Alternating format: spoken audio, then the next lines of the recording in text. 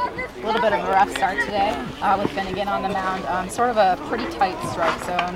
Just sort of talk about his start and sort of how he pitched very well after the first inning. So sort of what you tell him was your start. Well, yeah, again, he's a little off balance in the first inning. He's leaning to the left, and he's very experienced. He's pitched a lot of innings, but when you walk the first hitter, and then of course they doodle a hit and run right through second base, it kind of opened up a little bit to get what I call a couple of runs, and they're cheap runs, but they're runs, and so all of a sudden they're up 2-0. But once again, we really, up until the sixth inning, we didn't play very well, and I'm still trying to find the right mixture, which right now we've struggled a little bit finding. I think we're closer, but I've really got to, hopefully by the end of this weekend, we have all of our players now, nobody else to come, right, and hopefully we can find a mixture that will get us on the winning track. Yeah, so exactly, Joe Broussard and Ray Grimes now here. How do you think that will sort of help your team, just in terms of everybody being here? Okay, well, everybody being here definitely helps, just continuity alone, because every time you talk about something,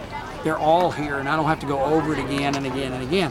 Secondly, they come from a great program at LSU, and anytime you bring in quality young men who really like the game from a program like LSU, that kind of program and that kind of winning situation should help our program, and obviously time will tell. So, again, I think everybody kind of struggles at times. Orleans right now is playing very well, and I like their club a lot. But again, we had a chance just to win the ballgame tonight. Right. So, sort of just talking about fifth through the eighth inning or so, sort of seeing some more power, some more guys come around. What can you say about those 2 home runs, triples? Well, it's the first time actually in the 7 games that I've actually seen us drive the ball, and we're going to have to drive the baseball some to win. We've hit an awful lot of ground balls, and you got to get the ball in the outfield some. And so that pleased me to see that we have the ability to do that off a very good pitcher. The young man that came on throwing was throwing 95 off our jugs gun on home plate, and to be able to see us swing the bat that well.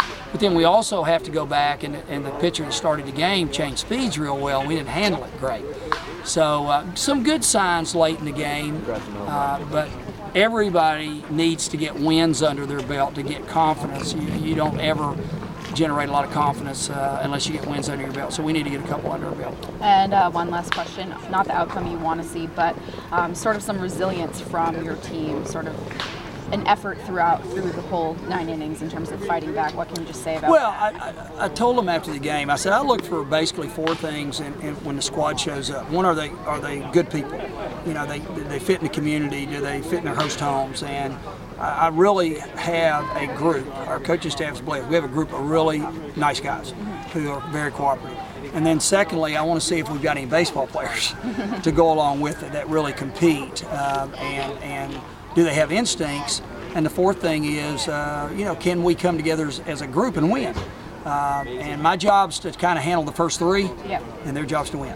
Not mine. I'm going to practice them, teach them, and then we'll see how they come together. So that's always exciting. You can't base anything on the first couple of weeks in this, because you can go from bottom to top and top to bottom in 1 week in this league. So we'll just kind of continue to teach and see what happens this weekend. Great. Thank you very much. All right. Thank you.